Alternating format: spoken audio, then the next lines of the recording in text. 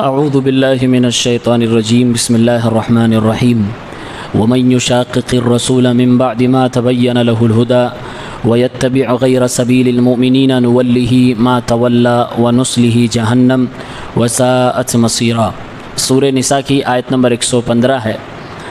اللہ رب العالمین نے ارشاد فرمایا جو رسول صلی اللہ علیہ وسلم کی مخالفت کریں گے من بعد ما تبین له الهدى، ہدایت کے واضح ہو جانے کے بعد، وَيَتَّبِعْ غَيْرَ سَبِيلِ الْمُؤْمِنِينَ، اور مومنوں کا راستہ چھوڑ کر کسی اور راستے کی اتباع کریں گے، نُوَلِّهِ مَا تَوَلَّى، تو اسے ہم پھیر دیں گے اسی طرف جس طرف وہ جا رہا ہے، وَنُصْلِهِ جَهَنَّمْ، اور اسے جہنم پہنچا دیں گے، وَسَاءَتْ مَصِيرًا، اور جہنم کتنی بری جگہ ہے۔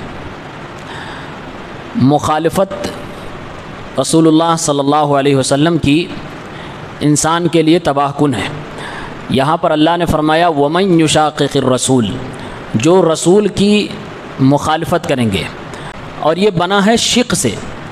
اللہ کے نبی اس شق میں ہیں، اب کوئی اس شق میں جا رہا ہے، بالکل الگ جا رہا ہے، دوسری سمت میں جا رہا ہے، اور یہ مخالفت جان بوجھ کر رہا ہے، ضد میں کر رہا ہے، ہٹ دھرمی میں کر رہا ہے، نبی کی مخالفت میں کر رہا ہے، تو اللہ تعالیٰ نے اس شخص کے بارے میں فرمایا کہ اسے ہم جہنم رسید کریں گے۔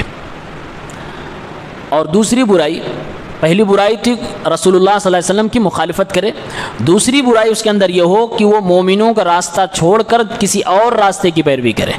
مومنوں کا راستہ صحابہ کرام کا راستہ، کیونکہ جس وقت یہ قرآن کی آیت نازل ہوئی مومن اس وقت صحابہ کرام تھے، تو اللہ نے فرمایا مومنین کا راستہ چھوڑ کر دوسرے کے راستے کی اگر پیروی کرے اور رسول اللہ صلی اللہ علیہ وسلم کی مخالفت کرے تو اس کو ہم یہ سزا دیں گے۔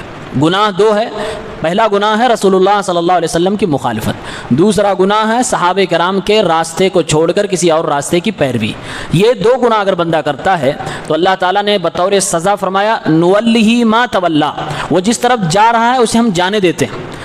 ایسے شخص کے لیے اس کے اعمال کو اللہ مزین کر دیتا ہے، اس کی گمراہی اس کو اچھی لگنے لگتی ہے، اس کی بدعت اس کو اچھی لگنے لگتی ہے، رسول اللہ صلی اللہ علیہ وسلم کی مخالفت اس کو اچھا لگنے لگتا ہے، اس میں وہ راستے نکالنے لگتا ہے۔ تو اللہ فرماتا ہے انصاف اور عدل کا تقاضا ہے کہ اس نے جاننے کے باوجود گمراہی کو چنا ہوا ہے تو بھائی تو گمراہی میں رہ، تو گمراہی کے اندر اچھی طرح سے چلا جا اور گمراہی میں لت پت ہو جا، ہم تجھے نہیں چھیڑنے والے۔ ایک دن حساب کا آئے گا جس دن ہم تجھ سے حساب لیں گے، جیسا کہ قرآن کی دوسری آیتوں میں کہا فَلَمَّا زَاغُوا أَزَاغَ اللَّهُ قُلُوبَهُمْ، جب لوگ ہٹ درم ہو جاتے ہیں، جان بوجھ کر گمراہی کو اختیار کرتے ہیں تو اللہ انہیں اور مزید گمراہ کر دیتا ہے، یعنی اسی گمراہی کے اندر ان کو رہنے دیتا ہے، ان کو نکلنے کی توفیق ہی نہیں دیتا ہے کہ وہ توبہ کر لیں۔ اسی لیے جو شخص بدعت کرنے والا ہوتا ہے اس بدعت کرنے والے شخص کو توبہ کی توفیق جلدی نہیں ملتی ہے۔ اللہ نے یہاں فرمایا من بعد ما تبین له الهدى، ہدا کا مطلب ہوتا ہے علم، جو رسول اللہ صلی اللہ علیہ وسلم لے کر آئے، آپ نے جو شریعت پیش کی اس چیز کا علم حاصل ہو جائے تو آپ کو شریعت میں جو ہدا نام کی چیز ہے وہ ہدا آپ کو مل جائے گی، یعنی ہدایت مل جائے گی۔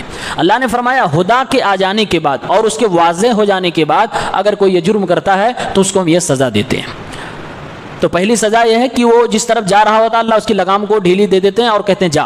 دوسری سزا ہوتی ہے وہ نُصْلِهِ جہنم، اسے ہم جہنم میں لے جاتے ہیں اور جہنم تک پہنچا دیتے ہیں، یعنی اتنا وہ گمراہ ہو جاتا ہے کہ اللہ تعالیٰ اس کو جہنم تک پہنچاتے ہیں اور پھر جہنم میں اللہ رب العالمین اسے سخت ترین عذاب دیتے ہیں۔ کیوں؟ کیونکہ اس نے دو بڑا جرم کیا، ایک رسول اللہ صلی اللہ علیہ وسلم کی مخالفت کی ہے اور دوسرا جرم ہے کہ صحابہ کرام کے منہج سے انحراف کیا ہے۔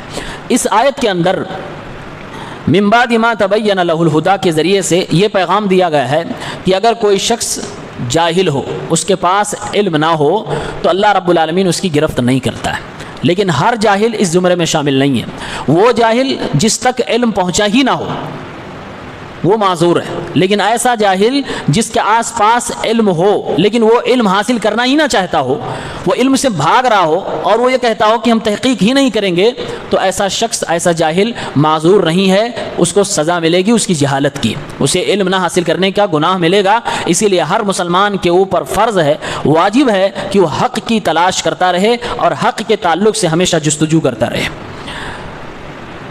ہدا کے معنی میں نے کہا بتایا گیا کہ جو رسول اللہ صلی اللہ علیہ وسلم لے کر آئے اس کو ہدا کہتے ہیں۔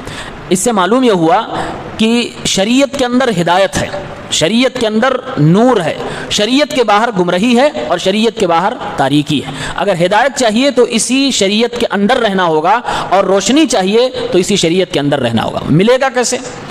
اس کو غور و فکر کرنے کے بعد ملتا ہے، یہ اس کو تلاش کرنے کے بعد ملتا ہے، اس کی چاہت دل میں ہوتی ہے تب ملتا ہے۔ اللہ کے نبی صلی اللہ علیہ وسلم نے فرمایا من یرید اللہ بہ خیرا یفقہہ فی الدین، اللہ تعالیٰ جس بندے کے ساتھ بھلائی کا ارادہ کرتا ہے تو زمین میں نشانی کے طور پر اسے دین کی سمجھ عطا فرما دیتا ہے۔ دین کی سمجھ اگر آپ کو آ گئی تو ایک نشانی ہے کہ اللہ کا ارادہ آپ کے ساتھ بھلائی کا ہے۔ اگر دین کی سمجھ نہیں ہے تو انسان کو افسوس کرنا چاہیے اور اسے دین کے قریب آنا چاہیے۔ یہ کہیں نہ کہیں ایک علامت ہے کہ اللہ رب العالمین اس کے ساتھ بھلائی کا ارادہ نہیں رکھتا ہے۔ اسی آیت کے اندر وَيَتَّبِعْ غَيْرَ سَبِيلِ الْمُؤْمِنِينَ کہا گیا، یعنی مومنوں کا راستہ اور مومنوں کے راستے کے علاوہ ایک دوسرا راستہ، دو راستے ہیں۔ ایک مومنوں کا راستہ جسے صحابہ کا راستہ کہتے ہیں، دوسرا راستہ دوسرے لوگوں کا ہے۔ دوسرے راستے پہ جو چلتا ہے اللہ نے اس کے لیے سزا بتائی ہے، مطلب ایک ہی راستہ باقی بچا ہدایت کا، اور وہ ہے صحابہ کرام کا راستہ۔ اللہ رب العالمین نے صحابہ کرام کے راستے کی اتباع کی بات کہی ہے، اور یہاں پر مومنین کے لفظ سے ان کو اللہ نے ذکر کیا ہے۔ اسی لیے اصولی حضرات نے اس آیت سے اجماع کی حجت پر دلیل پکڑی ہے۔ کچھ لوگ یہ مانتے ہیں کہ اجماع کو ہم دلیل نہیں سمجھتے، تو ایسے لوگوں کے لیے آیت ان کے خلاف دلیل ہے۔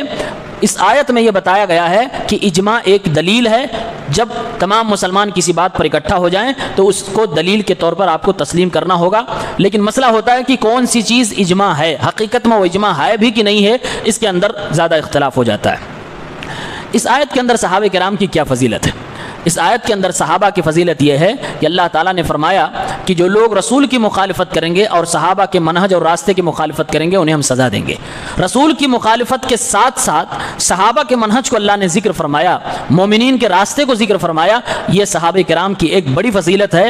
اور یہاں پر ایک چیز یہ بھی غور کرنے کی ہے کہ رسول کی مخالفت جو کرے گا وہی صحابہ کی منہج کے خلاف جائے گا، اور صحابہ کے منہج کے خلاف وہی جائے گا جو رسول کی مخالفت کر رہا ہوگا۔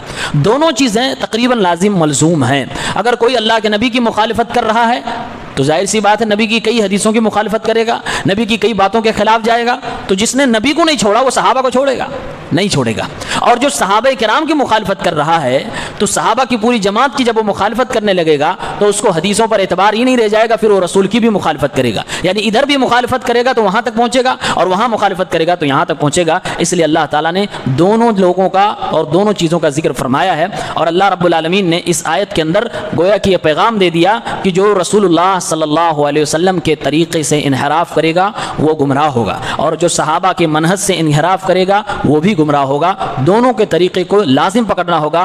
اسی کو ہمارے نبی صلی اللہ علیہ وسلم نے فرمایا تھا ما انا علیہ و اصحابی، جس پر میں ہوں اور میرے صحابہ ہیں وہی لوگ جنتی ہوں گے، یعنی اسی منہج پر اسی طریقے پر چلنے والے لوگ جنت کے مستحق ہوں گے۔ اسی منہج کے لوگوں کو فرقہ ناجیہ کہا جائے گا کہ جو 72 کے میں ایک جنتی ہوگا۔ اللہ کے نبی نے اسی چیز کو بیان فرمایا تھا جو اس آیت کے اندر ہے کہ جس پر میں اور میرے صحابہ ہوں، اور انہی دونوں کا تذکرہ اس آیت کے اندر کیا گیا ہے۔ اللہ تعالیٰ سے دعا ہے پروردگار ہم سب کو نبی علیہ الصلوۃ والسلام کا سچا متبع و پیروکار بنائے، صحابہ کے منہج پر ہمیں گامزن کرے، آمین۔